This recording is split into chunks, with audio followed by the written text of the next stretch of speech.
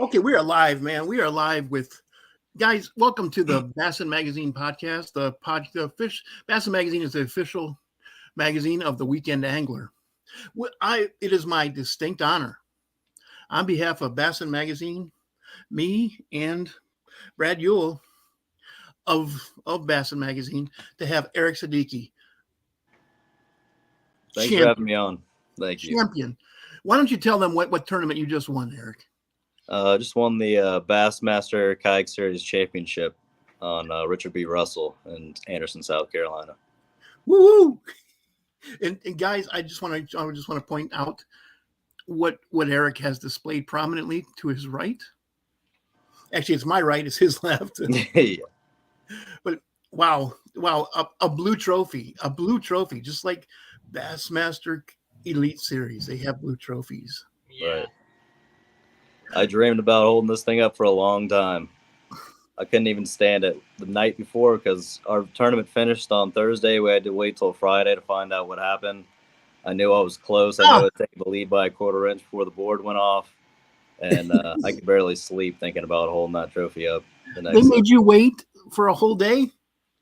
Yeah, I had to wait. So they turned the board off with a quarter-inch lead. Did you upgrade any of your fish after that? No. I tried. I knew the guy had a 15 to call, and I caught 10 over 15 in that last hour, but I couldn't call my 17 and a quarter.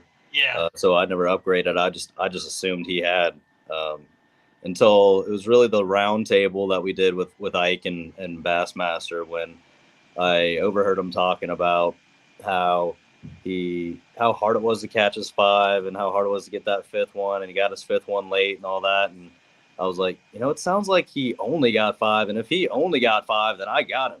Yeah. And that's when I started really getting kind of excited, like I might actually have this thing. So and I didn't know what anybody else had either. There were some other guys where you didn't know what they had. They might have had a huge day and came back, but as far as I knew, it was between me and Mickling. So you caught 10 fish in the last hour? Yeah, I did. Yeah. Wow. How long after that round table when, you kind of was in your mind, you're hoping and stuff, but it was that at dinner the night before and you still had to wait the entire day to figure it out before they announced? After they messaged the top 10, invite them to the round table, and then they'll sit around and talk with Ike and everything. And it wasn't, like I said, once I started hearing him talk, where I started kind of feeling like I might actually have a chance to win it. And I really didn't want to hear anything because we weren't supposed to anyways, and I was too nervous, and I was like, you know what?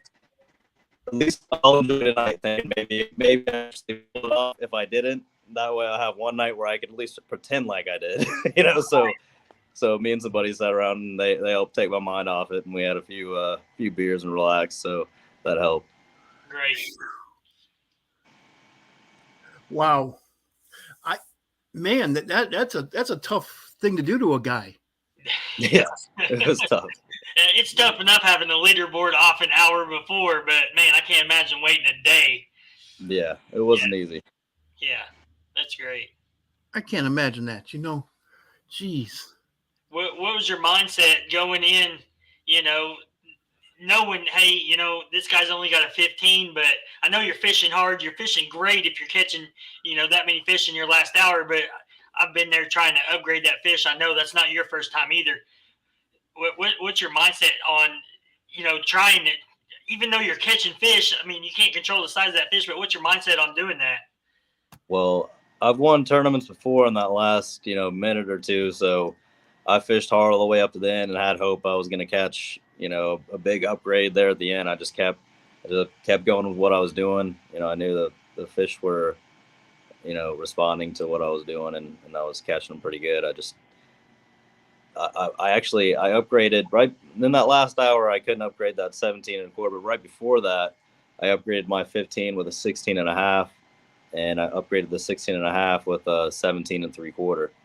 So I knew that one was going to be big. And my buddy actually showed up. He asked where I was fishing. He showed up with a drone and watched me, and he actually got to see me catch the winning fish. So. Oh, wow, great. That's Wow. awesome. Did he tape that? Yeah. I don't know if he got that on tape, but he did get some drone footage of me out there. So That's awesome. So were you fishing deep, shallow? I was fishing right against the back of this pocket. It was dropped down to 6 foot right there, and just kind of slowly sloped off. There was a little channel on the right that was about 10 foot that rolled out and came up to about 6 right there on top, and then sloped down off that way. And then right there against the bank, it was 6 foot all around and about a 10 foot hole. So And were they a lot of fish pre-spawned? were sitting in there. I had that thing, that whole area I had graphed. I knew exactly where everything was. There was a brush pile. I knew exactly where that thing was. I could throw an open hook right by that thing. I knew exactly where it was. I didn't even need the fish finder. I could tell where the tree was from the bank. I knew I could pinpoint exactly where that thing was. I mean, I didn't have to move from that area, so I had it dialed in pretty good. Wow. And you were all by yourself in this area? Yeah. I mean, some crappie fishermen came through like in the morning of the first day. I had about only 5 minutes to myself, and I had a couple bites that I missed. And then a crappie guy shows up, and he was the loudest crappie bank fisherman I've ever seen. He goes, "Hey man, you catching them?" I'm like, I couldn't even believe it. I was. Yeah, no, just he's like, "What? I can't hear you." I'm like, "Oh my!" I'm like, "All right." So I actually went up to the guy and I was like, "Hey man, I'm fishing a big tournament. You know, if you wouldn't mind, if you got maybe somewhere else to go and fish, you know, I'll be done here about 2:45." And he's like, "I'm fishing here." He's like, "You can fish here too, but I'll be fishing here." And I was like, "All right, whatever." So we fished together, and the fish were up there before he started yelling, and I swear they pulled off about 20 feet when he showed up. So I had to go and relocate them. And I was like, maybe they'll pull up here in a little bit after, things calm down. And then 3 other guys showed up, and there was just crappie lines all across the back of that area. So I ended up just focusing on those fish that were kind of a little deeper. They were actually right in front of all those crappie lines. And I never in 2 days, in 5 days, really ever saw anyone catch a crappie back there. And all I saw were crappie fishermen and crappie boats. I was going to ask if you hooked any crappie, bass fishing, because it happens. Yeah. And I had a crappie boat that watched me catch a 19-inch largemouth. And they were pulling around side of me. They saw me catch it. They're like, "All right, yeah, do it again," and pulled right in front of me where I just caught it. And I was like, "All right." And I just made a cast right at their boat, let it sink, and hooked into a 19 and a quarter. And when they saw me celebrate that one, I think they kind of got that I was in a big tournament, and they turned around and rolled out after that. So, but yeah, the first day I caught my biggest fish. There's a roadbed that ran along back there, almost all the way to the back. And it really wasn't on any maps either. You could see it if you look at Google Earth, but it wasn't. You can't really tell on Navionics or anything like that. But I caught my biggest fish after I caught my 5. I really didn't want to hammer those fish too hard, so I pulled off them and decided to just throw jig and biffle bug, Carolina rig, see if I could pick up something on the roadbed. And I caught my 19.5-inch largemouth on a biffle bug on the roadbed. There you go. That was the only fish I didn't catch on a swim bait. Were these fish pre-spawn? Spawn? Yeah, they were pre-spawn. Yeah. Okay. They're ready to move up, but they're not quite there. We had a little cold front move through on Sunday, so it was still pretty cold at night too. I feel like they're pretty close, but they weren't quite there yet. So you're catching them on swim baits? Were you just slow rolling it, or? Yeah. So at a 1/4 ounce Kitech, I was slow rolling on the bottom.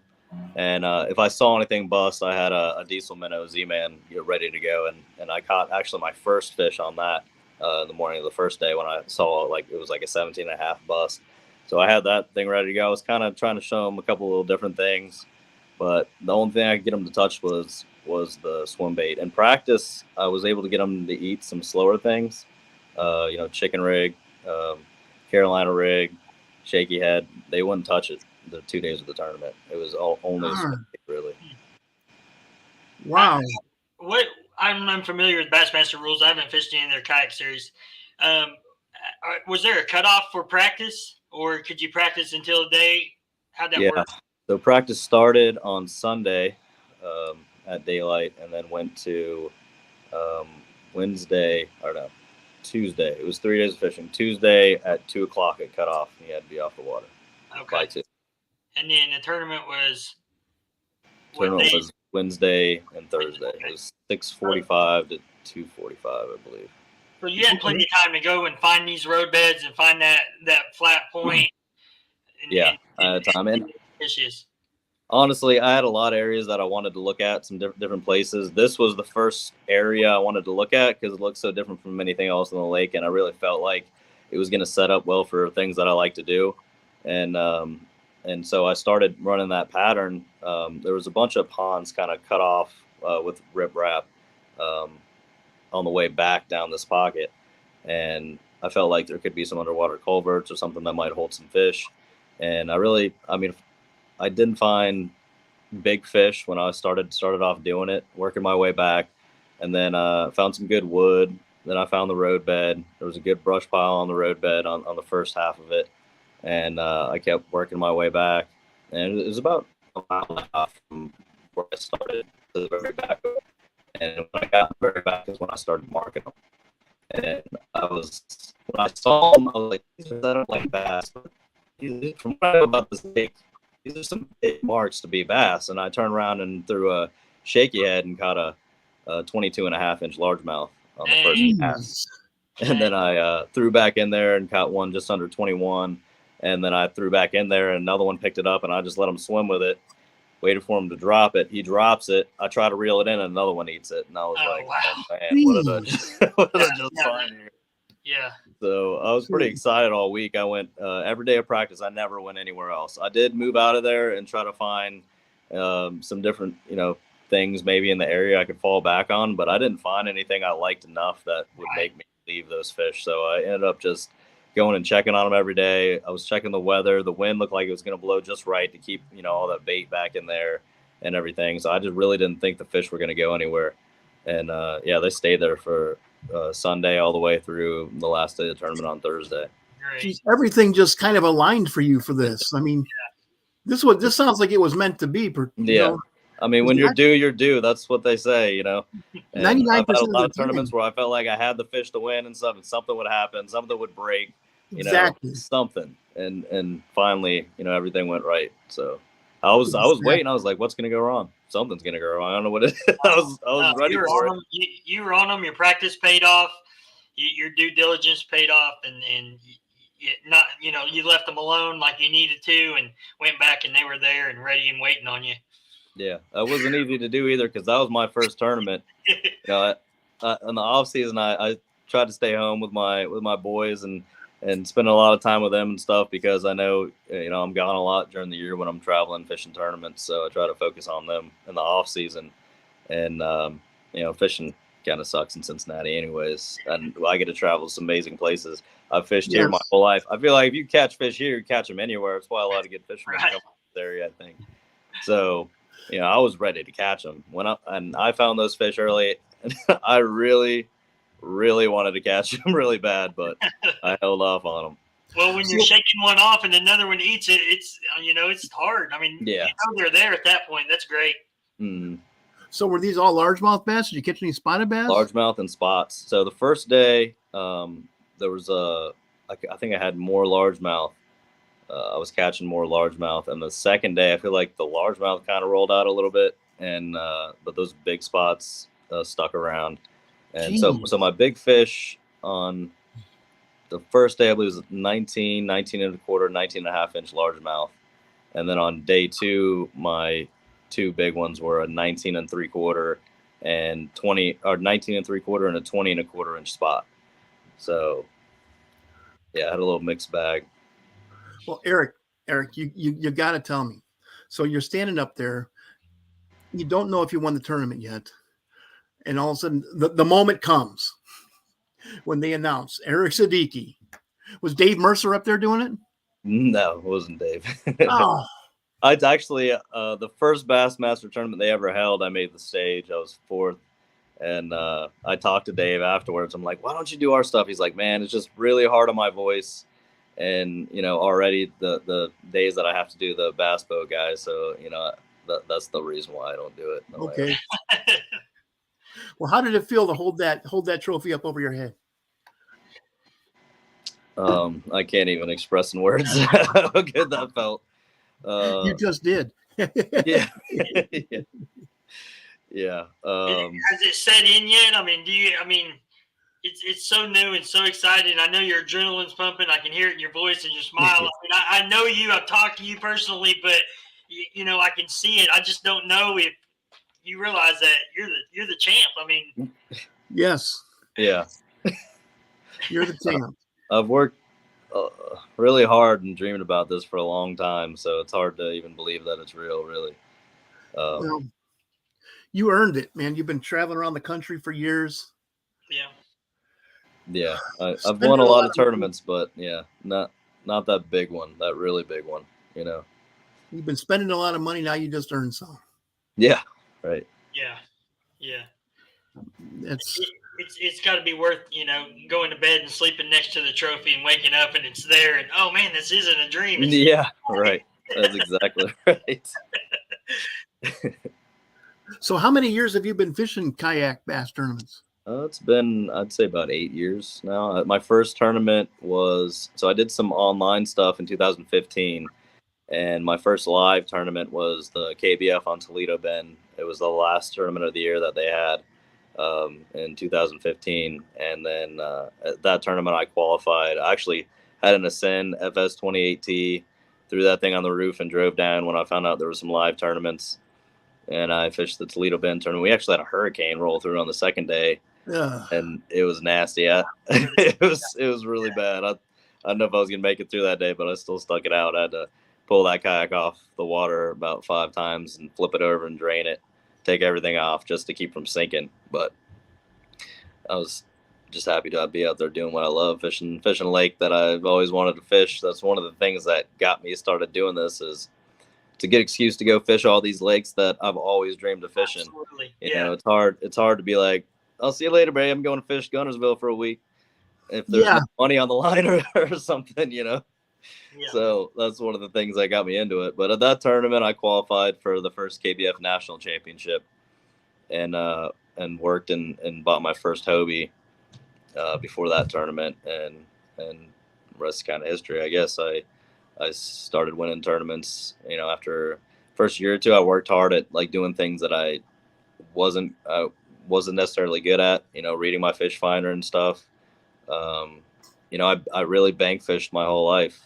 The kayak was just, I never could afford a boat. The kayak was just a way to get me on the water so I could get to those fish that I, could never fish before. I would fish those floating docks around Pickwick when I was a kid. I'd get my mom to drop me off there with some fishing gear and some barbecue, and she'd leave me there all day. And then she'd come pick me up when it got dark, and she'd be like, all right. And I'd be like, just give me another hour or something. They're still biting. They just started biting. She'd sit in the car and wait on me to finish fishing, and I'd, try out different lures. And, I didn't know that a jerk bait was a cold water bait. I knew I could catch them all year round on it. Yeah. So I kind of taught myself everything. Hank Cherry does catch fish on jerk baits all year long. He taught me that. Yeah. That's interesting. So you had an Ascend and saved up money and got a Hobie, or did you win a Hobie, or how'd you get in? You're fishing out of a Hobie now? Yeah. Right? Yeah. I saved up money and bought a Hobie.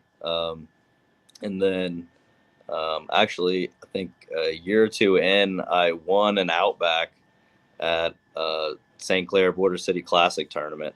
Yeah. So that was nice, if for no other reason than I had 2 drives in case something went wrong with one of them. Right.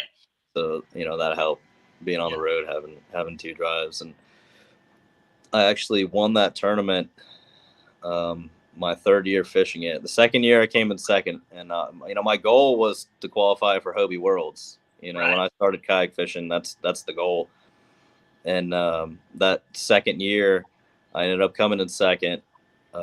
They sent top placing American, top placing Canadian to Worlds. American was first, went to Worlds. I was second. Canadian was third, and first and third went. And I felt like, man, that's my chance. That was my chance to qualify. That was my chance to get to Worlds. And then I qualified the next 2 years.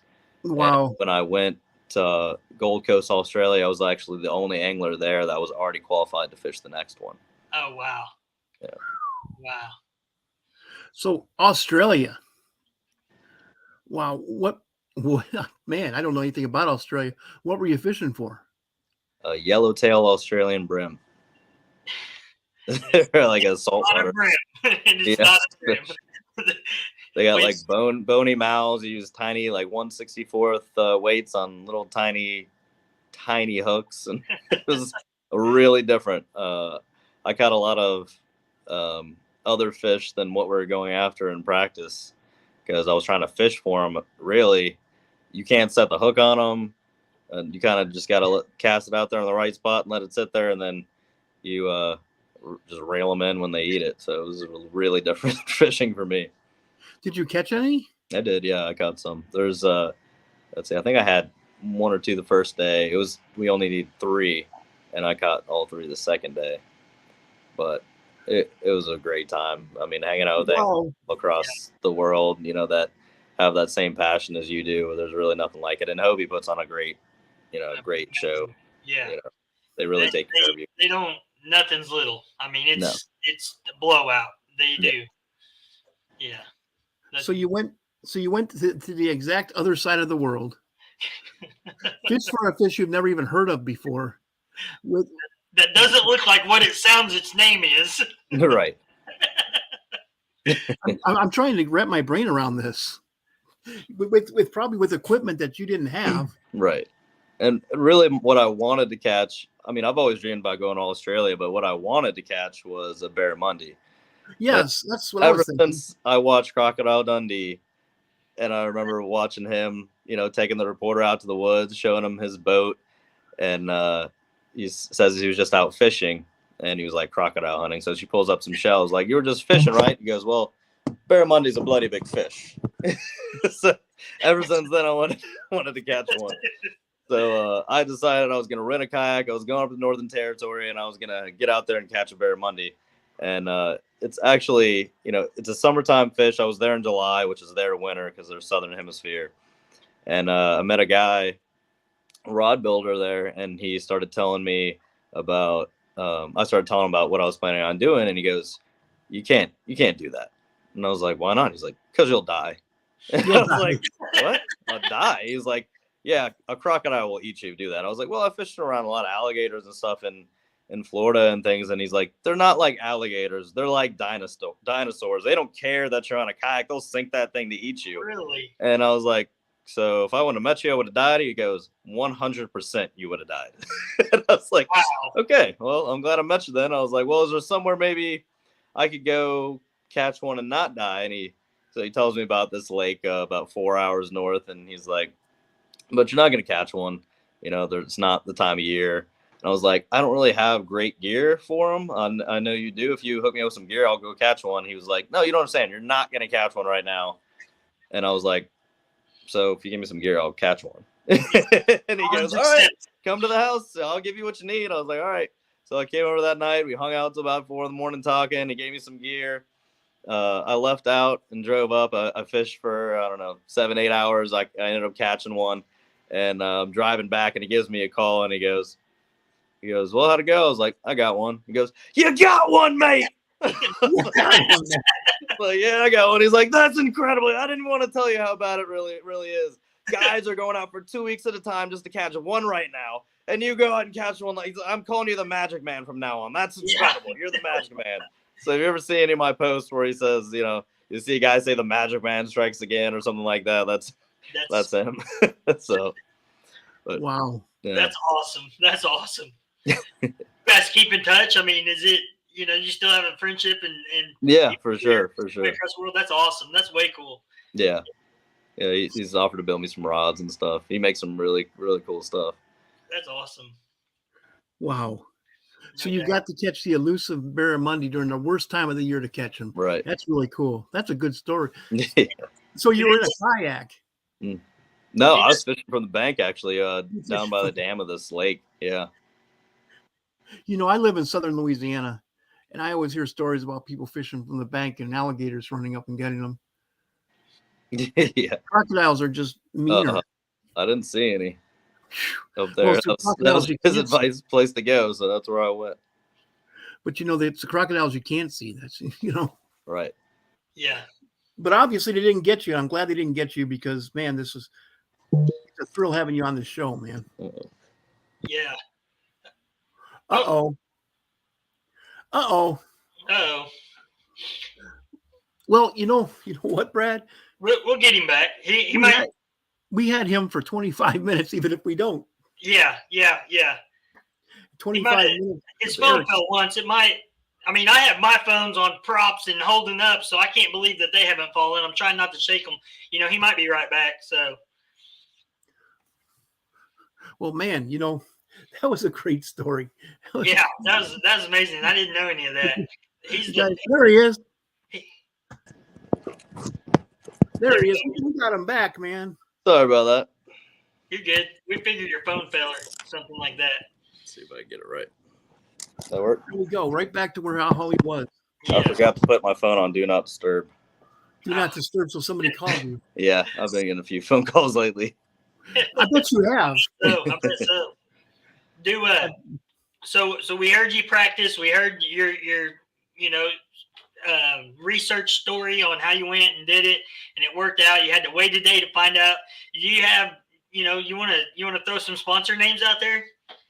We don't want to block you, man. We want you to you got to be bragging about this for a year. This is your bragging rights for a year. Right. I'm going to see you at Broken Bow in a month, and I hope you bring your trophy. I hope you parade it around. I got to figure out a way to mount it to my truck. Yeah. I would be buckling that thing in. Put the seats when Bradley Roy won Elite Series event probably 3 or 4 weeks ago. I've got a picture. Someone snapped a picture of him having that trophy buckled in his truck. Really? So I'd be buckling that up, and yeah. The night Christy won, I got to hang out with all those guys. Yeah. Wow. Got to meet Bob Cobb and hang out with him. He's so cool. I could listen to him talk for days. I mean, yeah. And he could hang, man. We sat around drinking whiskey till 5 a.m. just Really? talking. He made me have hope for the future. Like I could be happy and live that long. Yeah. And still hang. So you sat there with Ike cool. and Ellie and Bob Cobb and Hank Cherry was there. Christy was kind of stumbling around with his trophy. Drew Cook, me and him he was hilarious. He had me dying. And he was talking about, I was like, man, Christy is having a good time. He was like, yeah, he's like, that's why they make 2 of those trophies, because they knew when they give them to us, we're gonna mess those things up that night. And he goes, when I get mine, I'm setting it on fire. Wow.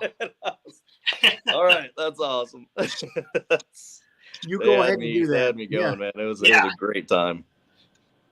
You go ahead and do that. I don't know about burning one of them. I'd kind of like eBay or something. Oh, man. Those guys are fun. I bet Pawn Stars out in Vegas would buy one of those trophies. Yeah, probably. Well, think about it. The guy just won the Bassmaster Classic. His sponsors. He's going to have his career funded for the rest of his life. Right. Yeah. And you just won the Bassmaster Kayak Series Championship. Right. It's pretty exciting that Bassmaster put this series on. We talked about, Bassmaster and FLW maybe doing something with kayak fishing for years and what that might mean for us. So to finally see it happen is pretty cool. Absolutely. Yeah. Now this is the first championship, right? No, last year was the first one. Their first event was 2 years ago during the Classic, and I came before. Sure. Last year, Pentagraph won the very first one at Possum Kingdom down in Texas. That's right. Didn't Jim Davis win the very first one ever? He did. Jim Davis won the first one. I had him on after he did that. Right. So either way you slice it, if you only count the last 2 or you count the last 3, I'm still the highest average finisher out of all the championships. So I went back and looked at that. I'll take that too. Yeah. Hey, you got to. Man, I've also cashed a check in every Bassmaster event I've ever fished. So, really? My goodness. Dang. Yeah. There ain't a whole lot of guys who can say that. Yeah. Yeah. There's just not. I met you. I met you at St. Clair, and we were fishing that event. And I remember being at check-in, and somebody said, "Oh, there's Eric Siddiqi," and I'm like, "Man, that guy can fish. I don't want to fish him." And there's such big names that I don't want to fish against. And I went out and I did super well for myself at that lake. I love that lake. It's an amazing fishery. And I come in and, man, I wasn't even close to you guys. And I had great fish. Well, but St. Clair's on a different scale, man. It is. It's an incredible lake. Honestly, it's almost surprising how much success I've had there because it's such a good lake. And, people catch them. Yeah. But people put up huge bags there. So I lived on the shores of Lake St. Clair when I was stationed at Selfridge Air National Guard Base when I was in the Air Force. That lake can get brutal. The first tournament I ever fished out of there, I launched the second day out of Selfridge, and I was planning on going out, and so it was my first day fishing on St. Clair. I had 1 day of practice. I caught my PV smallmouth on a drop shot, and the second day I went out there, and it was that jobby nooner thing, and it was just a million boats flying by me all day long, and so I couldn't get anything better than maybe 15, 16s or something that first day. So I'm gonna go try to fish somewhere else. Oh no! Oh, he blocked Got that me back. Yeah. There you go. You're back. You hear me? Yeah, we can hear you. Yeah. We can hear you. Yeah. Can you hear us? Nope. Darn it. Yeah, I wanted to hear that story, man. Yeah, I want to hear it too. Those kayak anglers that I was saying, Christine Fisher, Eric Siddiqi, you got Jackson Orr, you got Jim Orr. There's some Canada guys up there, Tim Piercy, and there's just some of those guys are just amazing anglers, but they're just normal people. They just they know they're good, or they're good anglers. They don't think, oh, I'm the best, I'm that good, and they're just good, humble people. And that's what I was going to tell him when I met him and fished against him. Even though I knew some of his accolades already, it was cool just to be another person, just a weekend angler fishing that you're out there going against. And obviously he's above just a weekend angler, but like you said, you're due when you're due. So, he might be coming back. Yeah, he's trying to come back. Trying to. There he is. I'm back. He's back. I can't figure it out. People keep calling me, and I can't get it to stop. I thought I had it cut to where it wouldn't come through. But it's like you won or something. Yeah, I don't know. But yeah, like I was saying, I launched out of Selfridge that second day, trying to get somewhere else, and I could hear there was a bunch of pads in there. I don't know if you remember that, like right there around the ramp, and I could hear largemouth just busting topwater, and I was like, you know what? I'm not leaving here today. This is gonna be fun. Nobody fishes for those largemouth on St. Clair, and I went out and had one of the best days I've ever had on a frog out there, and just caught. That's a pretty good little basin right in there. Then there's a big canal that goes over towards the end of the runway right there. Yep. I haven't been there since 1990. I'm kind of dating myself here, but they've sprayed those pads since. Every time I've been back, they haven't been back there. So I was kind of bummed about those damn pads. They were just getting in the way, weren't they? I was shocked that there was pads up there that far. I mean, I'm in southern Oklahoma, but that far north, it seems like, why would lily pads be growing up here? But oh yeah, I've seen lily pads in Canada, man. That's Oh yeah. But you're right. You're right, Brad. They're rare, so when you do find them, they're a magnet.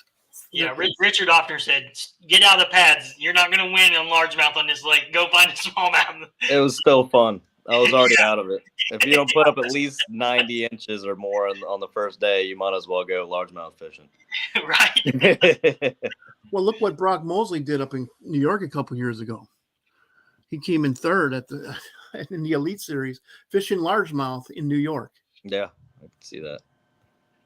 And those guys were going out onto Lake Ontario, so that's kind of similar to what you were doing.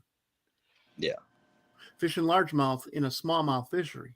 It's fun fishing for largemouth where nobody fishes for them. Right. Yeah. One of my favorite things about walleye and stuff, it kind of takes some pressure off.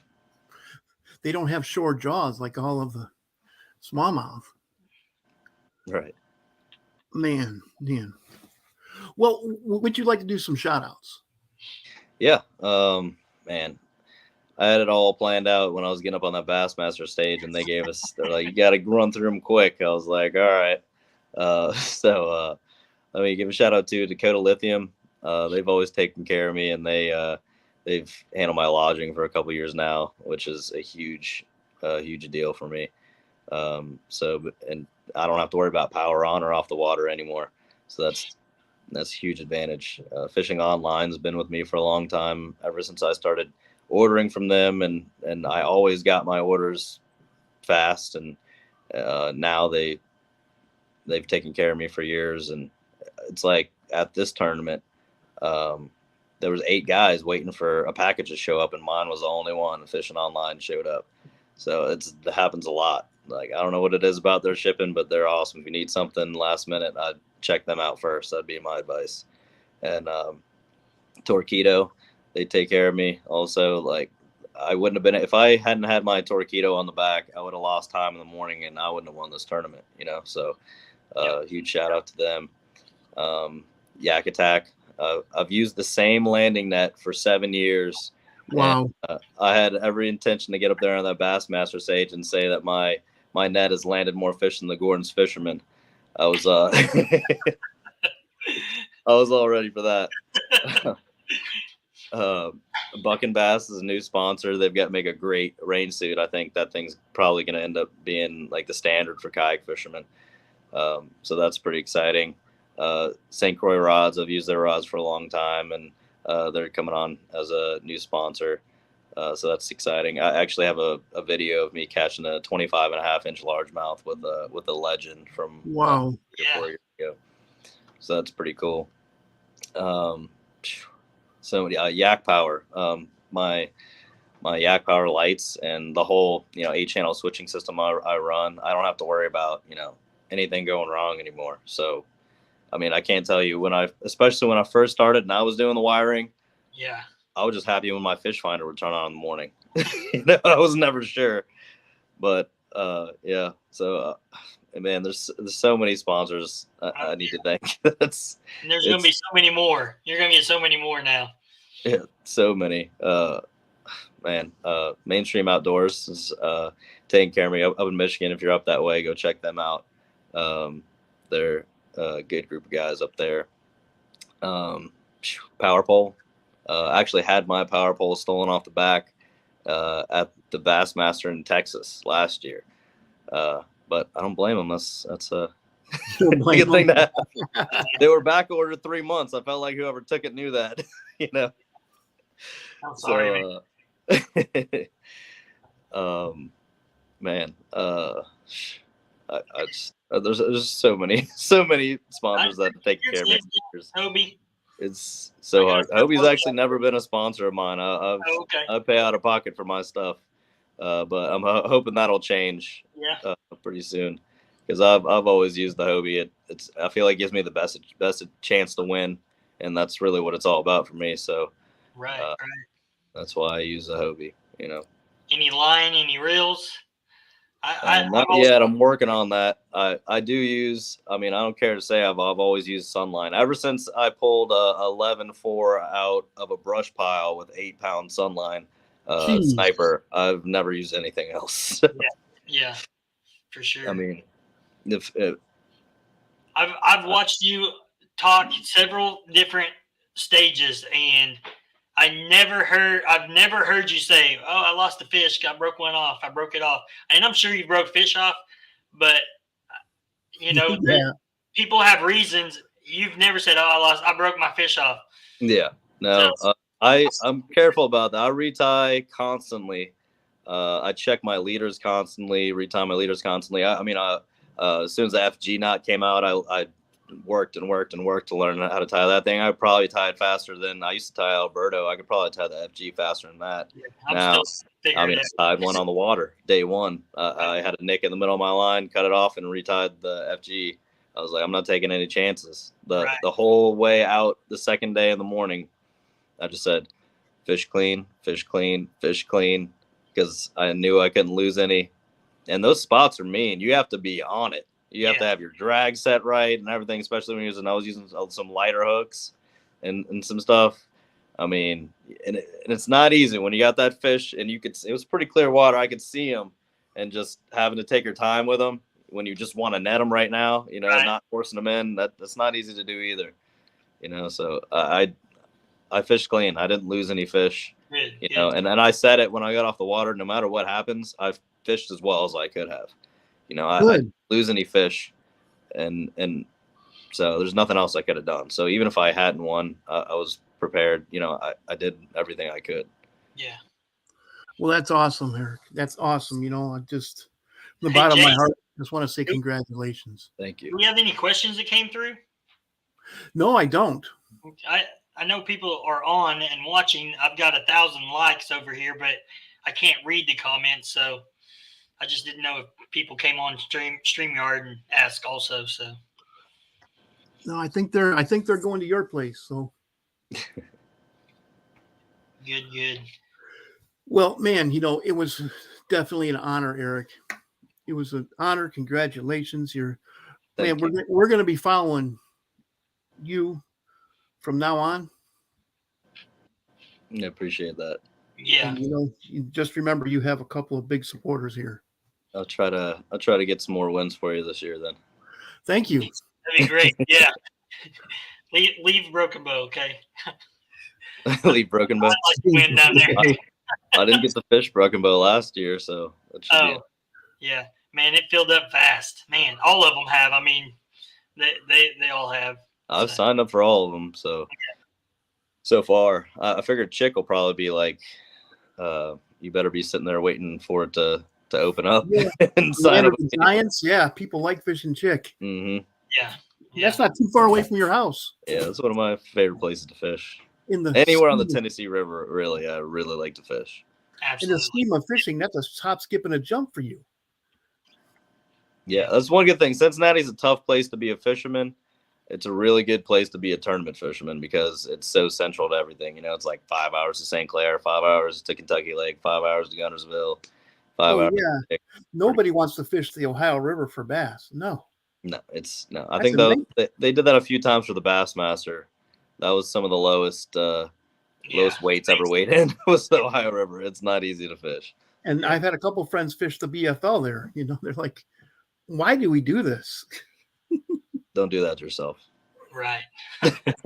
Particularly when the Tennessee River is just 2 hours north? Right. Yeah. 2 hours south. Yeah. It's not too far. Right. I think if you had to ask me what the best lake is close to Cincinnati, I'd probably say Cedar Creek down in Kentucky by Lexington is a pretty cool fishery. They're kind of trying to turn it into like a big bass, lake. I think I know some guys that might be mad at me for saying that, but it's a pretty cool place. It's a pretty cool place. What's your favorite fishery? Now that you've traveled 8 years, I think you said, what's your favorite fishery to go to? And I know that's a hard question. I get a lot too, but each lake has a different meaning. But what's your favorite place to go fish? Richard B. Russell has a soft spot. Absolutely. Right now. But, right.